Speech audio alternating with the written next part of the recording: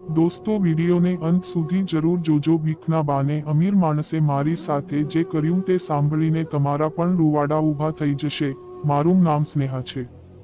હું ખૂબ જ પૈસાવાળા પરિવારમાંથી આવું છું.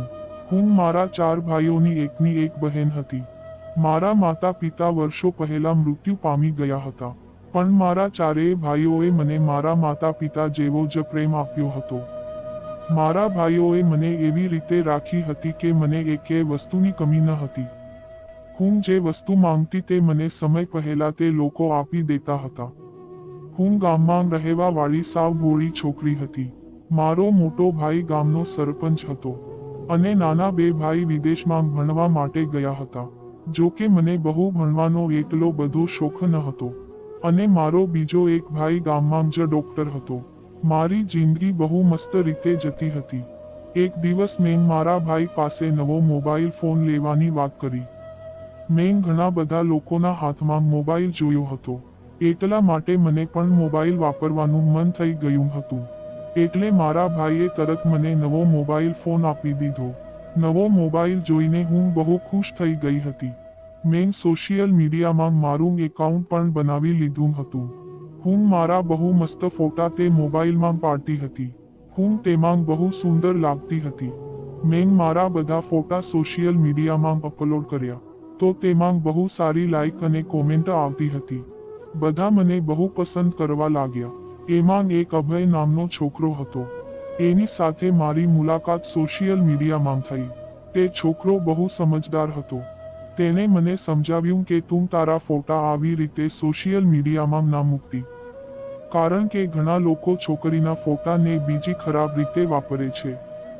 એટલા માટે મેં તેની વાત માનીને બધા ફોટા મારા એકાઉન્ટમાંથી ડિલીટ મારી દીધા. ધીરે ધીરે તે અભય સાથે મારી દોસ્તી વધવા લાગી. અમારા બંનેની દોસ્તી ક્યારે પ્રેમમાં બદલાઈ ગઈ એ કની ખબર જ ના રહી. હું રોજ અભય સાથે ફોન ઉપર વાત કરતી હતી અને હું તેની સાથે ફોનમાં ચેટિંગ પણ કરતી હતી. હું ગામમાં રહેવાવાળી છોકરી હતી અને અભય તો શહેરમાં રહેવાવાળો છોકરો હતો. તે મને બહુ પ્રેમ કરવા લાગ્યો હતો અને હું પણ તેને બહુ પ્રેમ કરતી હતી. અમે બંને એકબીજાના પ્રેમમાં ખોવાઈ ગયા હતા. એક દિવસ મને ખબર પડી કે મારા ભાઈએ મારી સગાઈ ગામના એક વકીલ સાથે નક્કી કરી નાખી છે. પણ હું તો અભયને પ્રેમ કરતી હતી અને હું તેની વગર બીજા કોઈ સાથે હવે લગ્ન નહીં કરી શકું. મેં મારી ભાભીને આના વિશે વાત કરી દીધી હતી તો તે મને કહેવા લાગ્યા કે તું ધ્યાન રાખજે. અને પછી ભાભીએ મારા ભાઈને વાત કરી કે સ્નેહા કોઈ બીજા છોકરાને પ્રેમ કરે છે અને તે તેની સાથે સોશિયલ મીડિયામાં વાતો પણ કરે છે. તો મારા ભાઈએ મારો મોબાઈલ ફોન લઈ લીધો હતો. મારા ભાઈનું કહેવું એવું હતું કે આવી રીતે તું વાત ના કરતી. આવી રીતે કોઈની વાતમાં ના આવી જવાય. આ બધા ખરાબ છોકરાઓ હોય છે. તે ગમે ત્યારે તને દગો આપી દેશે. તને આવી રીતે પ્રેમની જાળમાં ફસાવીને તારી સાથે ન કરવાનું કરશે. પણ મને લાગતું હતું કે મારો અભય આવો છોકરો નથી. મેં મારા ભાઈને વિશ્વાસ આપવાની કોશિશ કરી પણ તેણે મારી એક વાત ના માની. તે ઈચ્છતો હતો કે હું અભયને ભૂલી જાઉં પણ હું આવું કરી શકતી ન હતી. મેં અભયને આના વિશે વાત કરી તો તે મને કહેવા લાગ્યો કે તું ઘરેથી ભાગી જા. બાકી હું બધું ફોડી લઈશ. તું ચિંતા ના કર. મારામાં બધી ત્રેવડ છે. મારા ભાઈએ મને બહુ સમજાવવાની કોશિશ કરી પણ મેં તેની એક વાત ન માની. એક દિવસ મેં રાતના અંધારામાં હું મારા ઘરેથી ભાગી ગઈ. મારા ઘરેથી મને કોઈએ જોઈ ન હતી અને અભયે મને જ્યાં કીધું હતું ત્યાં હું જતી રહી. ત્યાં મારી પહેલીવાર મુલાકાત અભય સાથે થઈ હતી તો હું બહુ ખુશ થઈ ગઈ હતી કારણ કે મેં તેને પહેલીવાર જોયો હતો. અભયના પરિવારમાં બીજું કોઈ ન હતું. તે એકલો જ શહેરમાં રહેતો હતો. તેને મને તેની સાથે જ રાખી લીધી. તે એક ભાડાના મકાનમાં રહેતો હતો. અમે બંનેએ કોર્ટમાં મેરેજ કરી લીધા. આના પછી અમે બંને પતિ પત્ની બની ગયા હતા. અમારી જિંદગી બહુ મસ્ત ચાલતી હતી. હું મારા ઘરેથી ભાગીને અભય સાથે આવી ગઈ હતી. મને લાગતું હતું કે મારા ભાઈઓએ મને શોધવાની બહુ કોશિશ કરી હશે પણ મને એ વાતથી હવે કાંઈ ફરક પડતો ન હતો કારણ કે હું મારા પતિ સાથે હવે બહુ ખુશ હતી. જો હું મારા ઘરેથી ભાગી ના હોત તો મારા ઘરના બધા મારા લગ્ન કંઈક બીજી જગ્યાએ કરી દેત. અને હું મારા અભયથી જુદા થવા માંગતી ન હતી. મને અભય સાથે હવે પ્રેમ થઈ ગયો હતો. હું તેની પાછળ પાગલ થઈ ગઈ હતી. તે અભય મારી બધી આશાઓ પૂરી કરતો હતો. એને પણ ખબર હતી કે હું તેની માટે બધું છોડીને આવી છું. એટલા માટે મને પણ એમ લાગતું હતું કે હવે મારી જિંદગી આની સાથે બહુ સારી વીતી જશે. પણ એક દિવસ મારી સાથે એવું થયું કે જેવું મેં ક્યારેય વિચાર્યું પણ ન હતું. મારા આવા દિવસોની ખબર નહીં કોની નજર લાગી ગઈ કે એક દિવસ મારી પાસે ફોન આવ્યો કે તમારા પતિનું એક્સિડન્ટ થઈ ગયું છે. આ સાંભળીને મારા પગ નીચેથી જમીન સરકી ગઈ. હું દોડીને હોસ્પિટલ ગઈ. મેં જોયું તો મારો પતિ મરી ગયો હતો. આનો મતલબ મારી જિંદગી હવે સાવ બરબાદ થઈ ગઈ હતી. હું જેના માટે મારું ગામ છોડીને શહેરમાં આવી હતી, આજ તે માણસ જ મને છોડીને જતો રહ્યો હતો. રડી રડીને મારી બહુ ખરાબ હાલત થઈ ગઈ હતી. મેં મારા પતિનું અંતિમ સંસ્કાર કર્યો. અને હવે તો મારું આ દુનિયામાં બીજું કોઈ ન હતું. હવે મને સમજાતું નહોતું કે હું શું કરું. મારો પતિ મને હંમેશા માટે છોડીને જતો રહ્યો હતો. હવે હું સાવ એકલી થઈ ગઈ હતી. હું વધારે ભણેલી પણ ન હતી. મેં આવું ચારે વિચાર્યું પણ નહોતું કે મારી સાથે આવું થશે. હવે મારો આખો ફોન મારા ભાઈની પાસે જ હતો. હું બીજે કાંઈ નોકરી પણ કરી શકતી ન હતી. કારણ કે મારી પાસે મારું પોતાનું કાંઈ સબૂત કે એવું કાંઈ હતું જ નહીં. કારણ કે હજી મારા લગ્નને 2 મહિના જ થયા હતા. મારા પતિના મર્યા પછી મેં મારા ભાઈઓનો કોન્ટેક્ટ કરવાની બહુ કોશિશ કરી, તો તે લોકોએ મને સ્વીકારવાની જ ના પાડી દીધી. મારા ભાઈઓ બધા મને કહેવા લાગ્યા કે હવે તું આ ઘરમાં પગ ના મૂકતી. તું અમારા બધા માટે મરી ગઈ છો. હવે ક્યારેય ઘરે પાછી ના આવતી. હવે મારી ખબર આખા ગામમાં પડી ગઈ હતી કે હું મરી ગઈ છું. હવે મને સમજાતું નહોતું કે હું શું કરું. એટલે હવે મારે ના છૂટકે એકલું જ રહેવું પડે તેમ હતું. મારા પતિના મૃત્યુ થયે 1 મહિનો થયો હતો. હવે થોડા દિવસ તો આજુબાજુના લોકોએ મારી મદદ કરી, પણ તે લોકો કેટલાક દિવસ મારી મદદ કરશે. હું ઘરની થોડીક વસ્તુ વેચીને મારું ગુજરાન ચલાવતી રહી.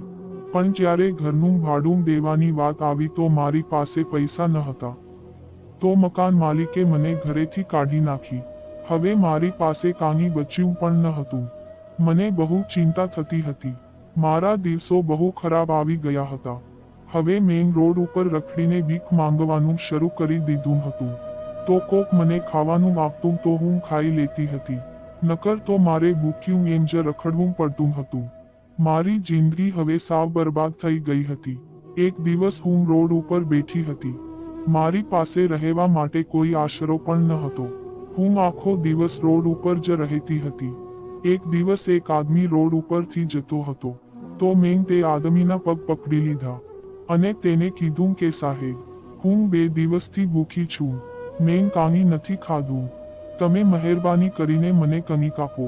મારી જિંદગી સાવ બરબાદ થઈ ગઈ છે. મારી માટે રહેવાનું ઘર પણ નથી.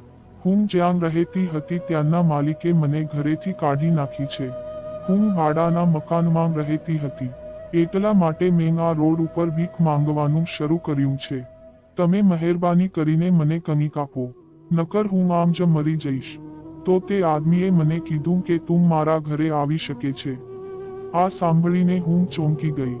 તેને મને કીધું કે મારી મજબૂરી છે. મારી પત્ની પણ મરી ગઈ છે.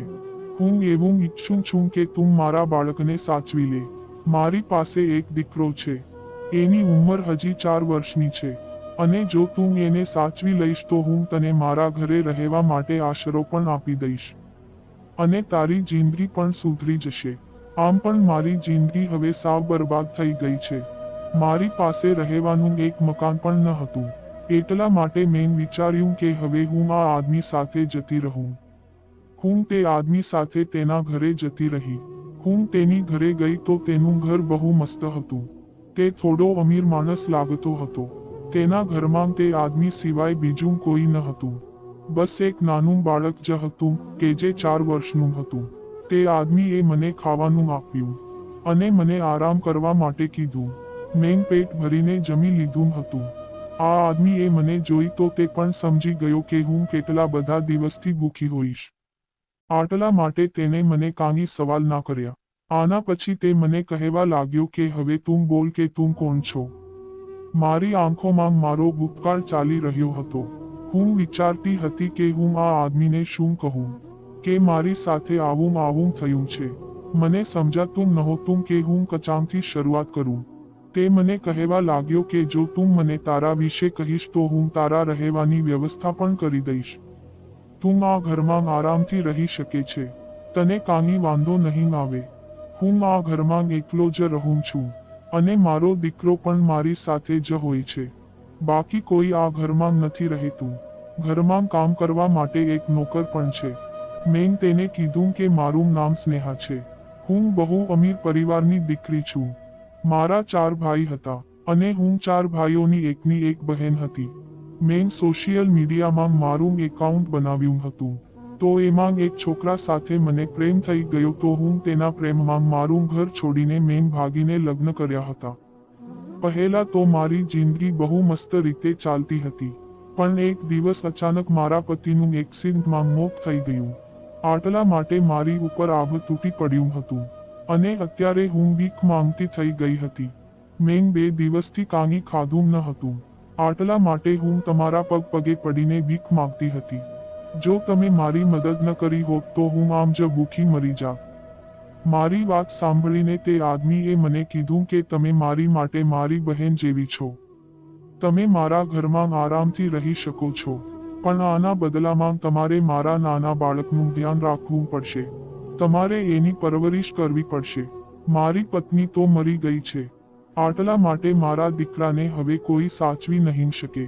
મારે એક આવી જ છોકરીની જરૂર હતી કે તે મારા દીકરાને તેની માં બનીને મોટો કરી શકે. તેને મને તેના દીકરાને મળાવી અને મને કહેવા લાગ્યો કે આ મારો દીકરો છે. આનું નામ વંશ છે.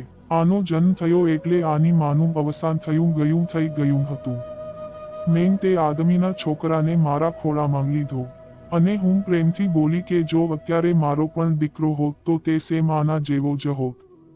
લગ્નના 1 મહિના પછી હું પણ ગર્ભવતી થઈ ગઈ હતી. પણ મારી સાથે બહુ ખોટું થઈ ગયું હતું. મેં મારા બાળકને પણ કોઈ નાખ્યું હતું. મેં તેને કીધું કે હું તમને વાયદો આપું છું કે હું તમારા દીકરાને મારો દીકરો સમજીને જ સાચવી લઈશ. તે વંશનું ધ્યાન રાખતા મને બહુ ખુશી થતી હતી. એ મારી જવાબદારી હતી. હું તેને સમયસર ખાવાનું આપતી હતી. બાકી આ ઘરમાં બીજી નોકરાણી પણ મોજૂદ હતી. સવારે ઉઠી તો મેં જોયું કે વંશ પથારીમાં ન હતો. હું ઉઠીને બહાર ગઈ તો મેં જોયું. મેં સાહેબને પૂછ્યું કે વંશ ક્યાં છે. તે એની પથારીમાં તો નથી. પણ કોઈએ મને કાંઈ ના કીધું. મેં વધારે કંઈ ના પૂછ્યું. પણ મને ડર લાગતો હતો કે તે મને ઘરેથી કાઢી ના નાખે, નકર હું ક્યાં જઈશ. રોજ આવી રીતે સાંજે વંશ ઘરે આવી જતો હતો અને રાતે હું તેને સુવડાવી દેતી હતી. અને જ્યારે હું સવારે ઉઠતી તો તે તેની પથારીમાંથી ગાયબ થઈ જતો હતો અને છેક સાંજે આવતો. હું જ્યારે પણ એના વિશે પૂછતી તો મને કોઈ આનું કારણ જણાવતું પણ ન હતું. અને મને કહેતા કે તું આ વાતને જાણવાની કોશિશ ના કર કે તે ક્યાં જાય છે. આની સાથે તારું કાંઈ લેવા દેવા નથી. તું ખાલી એનું ધ્યાન રાખ. એટલે બધું આવી ગયું. એ જ તારી જવાબદારી છે. પછી મેં તેના વિશે પૂછવાનું પણ બંધ કરી દીધું. એકવાર હું વંશ સાથે સૂતી હતી. પણ જ્યારે અડધી રાત્રે મારી આંખ ખુલી તો મેં જોયું કે ઘરનો માલિક ત્યાં બહાર બેઠો હતો. હું એમ જ બહાર આવી ગઈ હતી અને તે આદમી પોતાના ફોનમાં વ્યસ્ત હતો. હું તેનું મોઢું જોઈને ચોંકી ગઈ હતી. મને ડર લાગવા લાગ્યો હતો. એટલે હું પાછી મારા રૂમમાં આવી ગઈ. મેં આવું તો ક્યારેય વિચાર્યું ન હતું કે તે આ આદમી શું કામ કરતો હશે. હવે તો મને મારા કામથી જ મતલબ હતો. મને આ ઘરમાં બધું મળી જતું હતું. આટલા માટે હું વધારે બીજો કામી વહીવટ કરતી ન હતી. પણ એક દિવસ ત્યાંની નોકરાણીએ મને તે સાહેબ વિશે કીધું. આ સાહેબ પોલીસ ઇન્સ્પેક્ટર છે. આ સાંભળીને હું ચોંકી ગઈ. મને મનમાં વિચાર આવ્યો કે હું એક પોલીસવાળાના ઘરમાં રહું છું. આટલા માટે મને વિચાર આવ્યો કે તેને તે પોલીસમાં છે એટલે જ મારી મદદ કરી હશે. મને તેના વિશે કાંઈ ખબર ન હતી. એક દિવસ મેમ સાહેબના ટેબલ ઉપર રાખેલી ફાઇલ જોઈ. તે ફાઇલને હું લઈને તે રૂમમાં જાતી હતી તો અચાનક તે ફાઇલ મારા હાથમાંથી નીચે પડી ગઈ અને એમાંથી બહુ બધા પેપર નીકળી ગયા હતા. હું એ બધા પેપરને ભેગા કરતી હતી તો મારી નજરમાં એક ફાઇલ આવી તો તેની અંદરના ફોટા ઉપર મારી નજર પડી. તે ફોટો જોઈને જ મારા પગ નીચેથી જમીન સરકી ગઈ. તે ફોટો કોઈ બીજાનો નહીં પણ મારા પતિનો જ હતો. મને સમજાતું નહોતું કે આ ફોટો આ ફાઇલમાં કેમ હતો. મેં વિચાર્યું કે જો આ સાહેબને ખબર પડી જશે કે મેં આ ફોટો જોયો છે તો તેને ખબર પડી જશે કે હું આ આદમીની પત્ની છું તો એ મને નહીં છોડે. એ સમયે હું બહુ ડરી ગયું હતી. મેં બધી વસ્તુઓ ભેગી કરીને સાહેબના રૂમમાં એમ જ મૂકી દીધી અને હું ત્યાંથી જતી રહી. પણ મને હવે બહુ ડર લાગતો હતો. હવે મને એમ થતું હતું કે મારું અહીંયા રહેવું બહુ મુશ્કેલ છે. પણ હું હવે અહીંયાથી કેવી રીતે જઈ શકતી? કારણ કે આ સાહેબના ઘર સિવાય મારું બીજું કોઈ ઠેકાણું પણ ન હતું. મને તેના નાના બાળક સાથે પ્રેમ થઈ ગયો હતો. મને એમ લાગતું હતું કે તે મારું જ બાળક છે. હવે મારે એ ફોટાનું રાજ જાણવું હતું કે મારા પતિનો ફોટો આ પોલીસવાળાના હાથમાં કઈ રીતે આવ્યો. મને ડર પણ લાગતો હતો કે કંઈ બીજું ઊભું ના થાય તો સારું. મને એમ થતું હતું કે મારા ભાઈઓએ મારા પતિ અભયને શોધવા માટે પોલીસ પાસે રિપોર્ટ લખાવી દીધો હશે. પણ મારા ભાઈએ તો મારા પતિને જોયો પણ ન હતો. પણ મને કંઈ સમજાતું ન હતું. મારા મનમાં હવે બહુ વિચાર આવતા હતા. તે સાહેબના ઘરમાં રહેતા રહેતા 4 મહિના થઈ ગયા હતા. તે બાળકે મને મમ્મી કહેવાનું પણ શરૂ કરી દીધું હતું. મેં તેને બહુ કીધું કે તું મને મમ્મી ના કહી, પણ તે મને તેની માંગ જ સમજવા લાગ્યો હતો.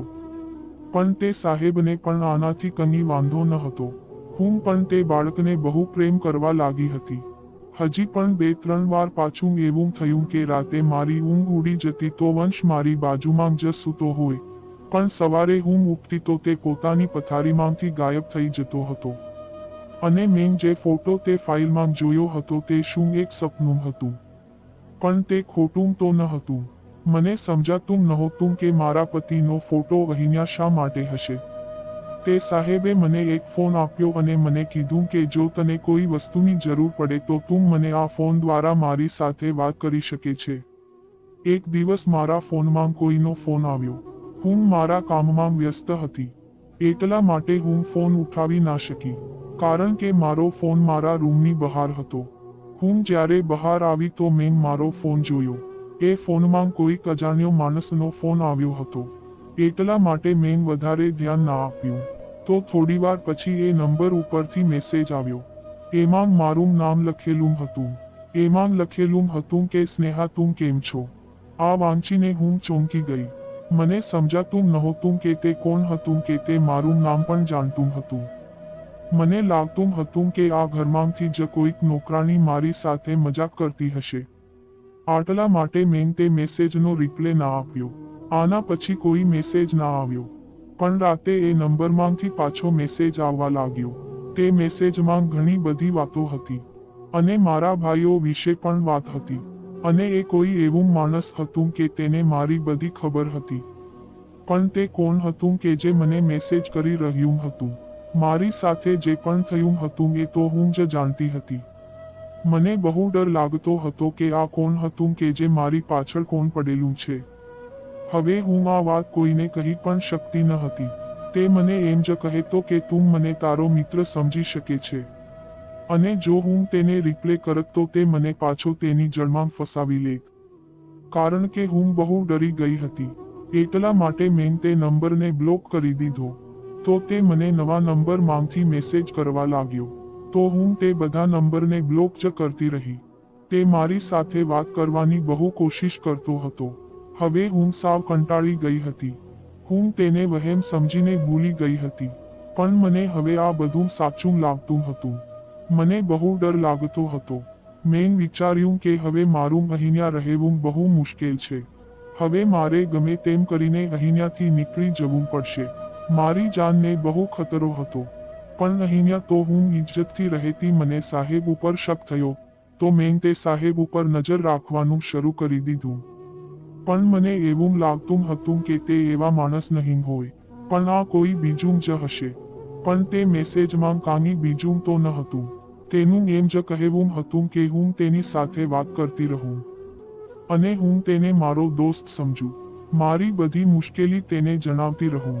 પણ હવે દિવસો એમ જ જતા હતા. એ મેસેજ વાળા અજાણ્યા માણસને મારા વિશે બધી ખબર હતી, પણ તેને મને કાંઈ નુકસાન પહોંચાડ્યું ન હતું અને તેને મને બ્લેકમેલ પણ નહોતી કરી. હવે ધીરે ધીરે મને તે માણસ ઉપર વિશ્વાસ આવવા લાગ્યો, તો હું તેની સાથે મેસેજમાં વાત કરવા લાગી. પણ હું તેને મારી કોઈ મુશ્કેલી જણાવતી ન હતી, પણ તેમ છતાં હું તેની સાથે વાત કરતી. તે મારી સાથે આમ તેમ હસી મજાક કરતો. પણ મેં જ્યારે એને પૂછ્યું કે તને મારા વિશે બધી કેમ ખબર છે, તો તે મારા આ સવાલનો કોઈ જવાબ આપતો ન હતો. તે મને ખાલી એવું જ કહેતો કે તે નોકરી કરે છે અને તેને લગ્ન પણ નથી કર્યા. એનું આ દુનિયામાં કોઈ નથી, અને જો કે મારું પણ હવે આ દુનિયામાં કોઈ ન હતું. આટલા માટે મારી તેની સાથે બહુ સારી દોસ્તી થઈ ગઈ હતી. હું કોશિશ કરતી હતી કે હું તેની સાથે આટલી બધી વાત ના કરું, કારણ કે મને હવે તો બહુ ડર લાગતો હતો.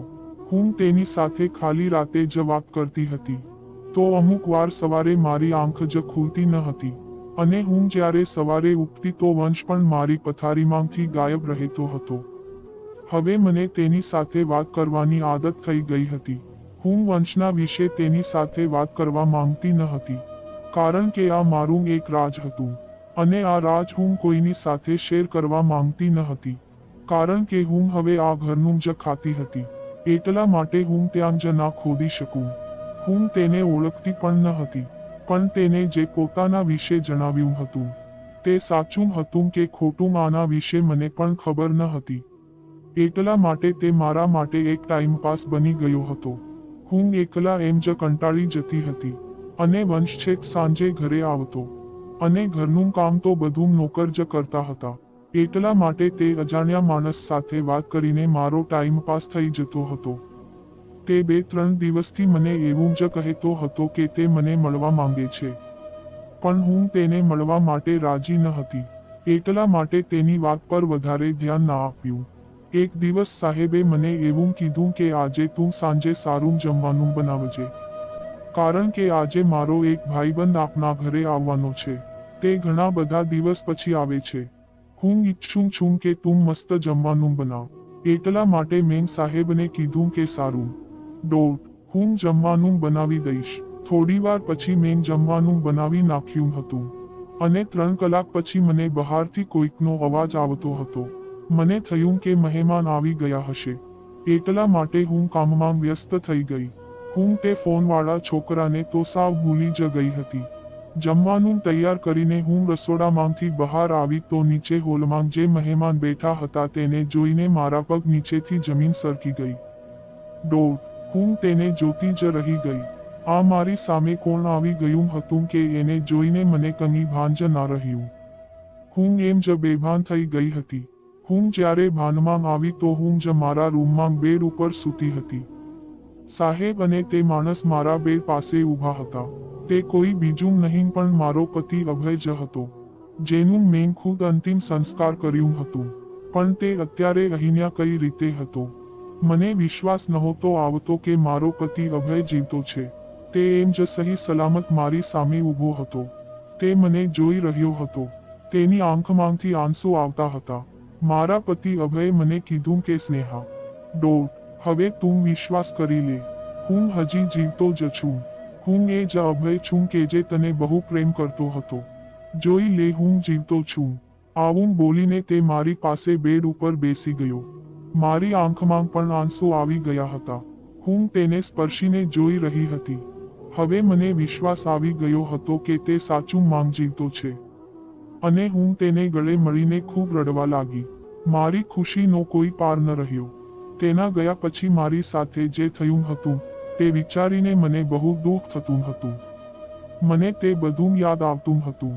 મેં મારા પતિ અભયને પૂછ્યું કે તમે જીવતા હતા તો તે કોણ હતું કે મેં જેનો અંતિમ સંસ્કાર મારી આંખ સામે જ મેં કર્યો હતો. અને તેની લાશ મેં હોસ્પિટલમાં પણ જોઈ હતી. તો મારા પતિએ મને કીધું કે જો તને ખબર હતી કે તારું મારી સિવાય આ દુનિયામાં કોઈ નથી, તો તું આટલા મહિના સુધી મારાથી દૂર કેમ રહી? હું એમ જ રડતી હતી. મારા પતિએ મને કીધું કે મારી પાસે બહુ બધા રાજ છે. એ બધા રાજ આજે હું તને કહેવા માંગુ છું. એ બધા રાજ સાંભળીને તું પણ ચોંકી જઈશ. આજે હું તારા બધા સવાલના જવાબ આપવા માંગુ છું. જો પહેલા તો તું જે છોકરા સાથે વાત કરતી હતી, તે કોઈ બીજું નહીં પણ હું પોતે જ હતો. મેં તને કીધું હતું કે હું તને મળવા માંગુ છું. હું તને તારા ઘરે આવીને જ મળીશ. તો જો હું આવી ગયો. મેં તને બહુ કીધું હતું કે તું બહાર આવ, પણ પછી મેં વિચાર્યું કે હું તને ખુદ ત્યાં આવીને જ મળીશ. પણ તે આ વાત ઉપર વધારે ધ્યાન ના આપ્યું. મેં મારા પતિને કીધું કે જો તમે જીવતા હતા તો તમે અત્યાર સુધી ક્યાં હતા? મારે તમારા વિશે બધું જ જાણવું છે. મારા પતિએ મને કીધું કે હું તને મારા વિશે બધું કહી દઈશ. પણ તું જ્યારે તારું ઘર છોડીને આવી ત્યારે આપણે બંનેએ લગ્ન કરી લીધા. એના થોડા દિવસ પછી તારા ભાઈઓને આપની ખબર પડી ગઈ હતી. તો એને ગામમાં એવું જણાવી દીધું કે તું મરી ગઈ છે. અને કોઈક બીજી લાશને લઈને ગામવાળાની સામે આપી દીધી. અને ગામના બધા લોકોને આ ખબર પડી ગઈ હતી કે સરપંચની બહેન ઘરેથી ભાગી ગઈ છે. તો તારા ભાઈની બહુ બદનામી થાત. એટલે આ ડરના કારણે તારા ભાઈઓએ ગામમાં ખોટું બોલી દીધું હતું. અને તને મરેલી સાબિત કરી દીધી. પણ તે હવે લોકો મારા દુશ્મન બની ગયા હતા. એ સમયે મને ખબર પડી કે તું માંગ બનવાની છો. આટલા માટે હું તને ડોક્ટર પાસે લઈને ગયો. અને તને એક દવા પીવડાવી એટલા માટે તારું બાળક ન રહ્યું. કારણ કે આપને મુસીબતમાં આવી શકે તેમ હતા. હું નહોતો ઈચ્છતો કે તું નાના બાળક સાથે હેરાન થા. કારણ કે હું તને મૂકીને જવાનો હતો. મને ખબર પડી ગઈ હતી કે તારા ભાઈઓ આપણને શોધી લેવાના હતા. તારા ભાઈઓએ મને બધી નોકરીમાંથી કઢાવી નાખ્યો હતો. હું તારા ભાઈઓથી ડરીને રહેતો હતો. તારા ભાઈઓને મારો ફોન નંબર પણ ખબર પડી ગયો હતો. એ મને ધમકી લેવા દેવા લાગ્યા હતા. એ મને કહેતા હતા કે મારી બહેન તારી સાથે છે, તો તમને બંનેને હું નહીં છોડું. આટલા માટે હું તને અહીંયા છોડીને જતો રહ્યો હતો. કારણ કે આ લોકો મારી પાછળ પડી ગયા હતા. હું નહોતો ઈચ્છતો કે મારી સાથે તારી જાનને પણ ખતરો થાય. મને એમ હતું કે તે લોકો મને શોધી જ લેશે. જો તે મને મારી દે તો સાથે સાથે તને પણ મારી શકતા હતા. એક દિવસ હું રસ્તા પર જતો હતો. ત્યાં અચાનક એક કારે મને ટક્કર આપવાની કોશિશ કરી. પણ મારા નસીબ સારા હતા કે હું ત્યારે બચી ગયો. તે કારની સામે આવતા પહેલા જ કોઈક બીજો માણસ તે કારની વચ્ચે આવી ગયો. અને તે તારા ભાઈની કાર સાથે તે આદમીનું એક્સિડન્ટ થઈ ગયું. એ જ સમયમાં હું ત્યાંથી ભાગી ગયો હતો. તારા ભાઈઓ મને જાણી જોઈને મારવા માંગતા હતા. અને તેમ છતાં તારા ભાઈનો મારી ઉપર ફોન આવ્યો. તે મને કહેતા હતા કે જો તું બચી ગયો છો તો તું એવું નહીં વિચારતો કે તું બચી જ ગયો છે. હું તને રહેવા નહીં દઉં. હવે તું અમારો દુશ્મન બની ગયો છે. તે લોકોએ મને બહુ હેરાન કર્યો હતો. અને તે લોકો મને ધમકી પણ આપતા હતા. તે મને મારી જ નાખવા માંગતા હતા. પછી હું સમજી ગયો કે આ તારા ભાઈઓ જ મારી સાથે આવું બધું કરે છે. જો તું તે ઘરમાં રહી તો તારા માટે બહુ ખતરો છે. જે ઘરમાં તું રહેતી હતી એ મારો દોસ્ત છે. એ મારો બચપણનો મિત્ર હતો. તે અત્યારે પોલીસ ઓફિસર છે. મેં તેની પાસે મદદ માંગી હતી. એ મારી મદદ કરવા તૈયાર થઈ ગયો હતો. હું 1 મહિના સુધી મારી જાન બચાવીને એમ જ ભાગતો રહ્યો. પણ મને તારી ચિંતા હતી. મને ખબર હતી કે મારો મિત્ર તેના ઘરે એકલો રહે છે. એટલા માટે તેને મને કીધું હતું કે તું તારી પત્નીને મારા ઘરે રહેવા માટે મોકલી દે. એટલા માટે જ એણે તને એના ઘરમાં જગ્યા આપી હતી, કે જેથી કરીને તું હેરાન ન થા. મારા મિત્રએ જ તને રહેવા માટે ઘરે બોલાવી હતી.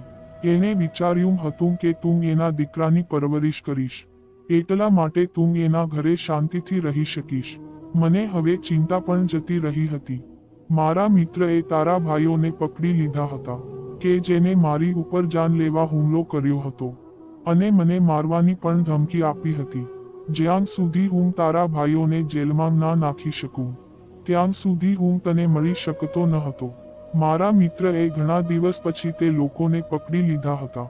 જો એ પહેલા હું બહાર આવતો તો તારા ભાઈઓ મને જીવતો ના રહેવા દેત. મારા મિત્રએ મારું બહુ ધ્યાન રાખ્યું હતું. જ્યારે મારા મિત્રએ તારા ભાઈઓને શોધી લીધા, એટલે મને પણ જેલમાંથી બહાર કાઢી નાખ્યો. કારણ કે મારા માટે એક જેલ જ એવી સુરક્ષિત જગ્યા હતી કે જ્યાં હું શાંતિથી રહી શકતો હતો. અત્યારે હવે તારા ભાઈઓ જેલમાં છે, અને હું તારી પાસે આવી ગયો છું. આ બધું તારા ભાઈઓએ જ કરેલું છે. એટલા માટે મારે આવું પગલું ભરવું પડ્યું. પણ મારા નસીબ સારા હતા કે મારા મિત્રએ મને તેના પોલીસ સ્ટેશનમાં જગ્યા આપી હતી. કારણ કે તે જગ્યા મારા માટે સારી હતી. પછી મેં મારા પતિને કહ્યું કે મારા મનમાં હજી એક વિચાર આવે છે, કે આ સાહેબનો છોકરો વંશ સવારમાં